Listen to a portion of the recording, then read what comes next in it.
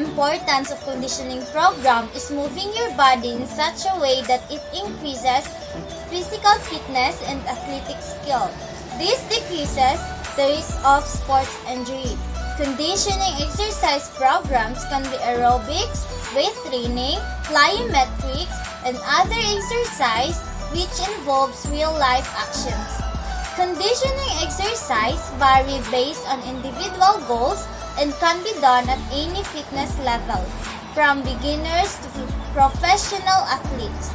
In sports, conditioning is about challenging the body so that it can adapt to the exercise's stress. Athletes will use specific movements that imitate the real moves used in the court or field. Also, the importance of conditioning program is to prepare for a certain activity. Each athlete needs concentrate on bodily conditioning. Conditioning not only aids in the preparation of players for their sport, but it also aids in the avoidance of injuries. Athletes will reduce their risk of injury by strengthening ligaments, tendons, and muscles while increasing their flexibility. In a 70 minutes field hockey game, a player will run anywhere from 3 to 4 miles and switch from a slow jog to an all-out sprint in a matter of nanoseconds, reducing their risk of injury. Field hockey players can benefit from a training program that includes both high-intensity sprints and long-distance runs. Most athletes' conditioning during the off-season can be compromised because they don't practice every day. Creating a conditioning plan that mixes sprinting and jogging during the same exercise will simulate more of a game-like situation. There is more time to focus on speed and agility during the off-season, which is a fantastic time to stay in shape. Intensity.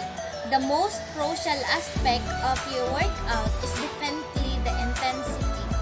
Your body becomes stronger when you work out at a high enough intensity.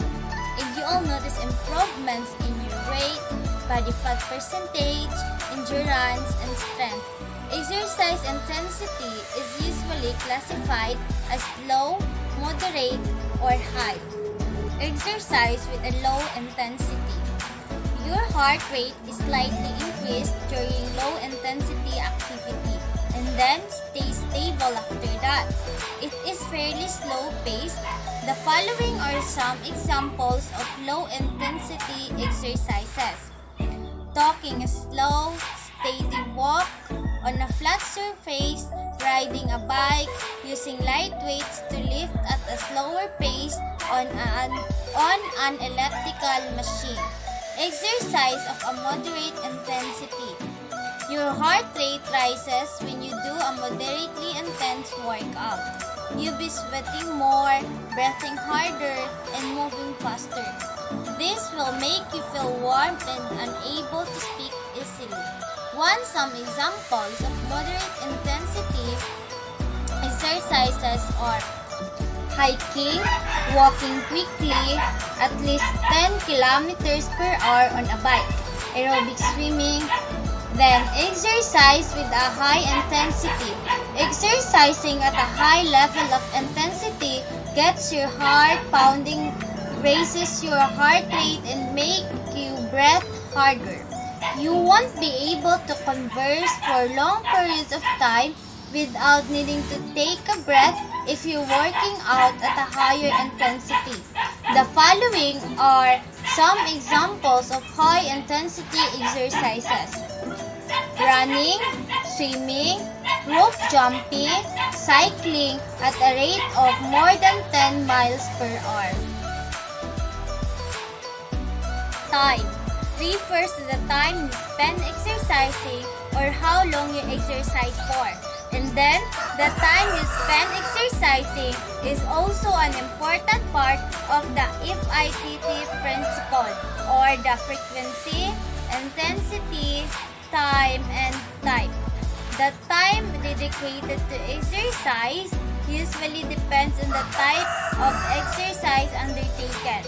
For example, it's recommended that to improve cardiovascular fitness, you will need at least 30 minutes of non-stop exercise. For weight loss, more time is required, at least 40 minutes of moderate weight-bearing exercise. However, when talking about the time required for muscular strength improvement, time is often measured as a number of sets and reps. A typical recommendation would be 3 sets of 8 reps.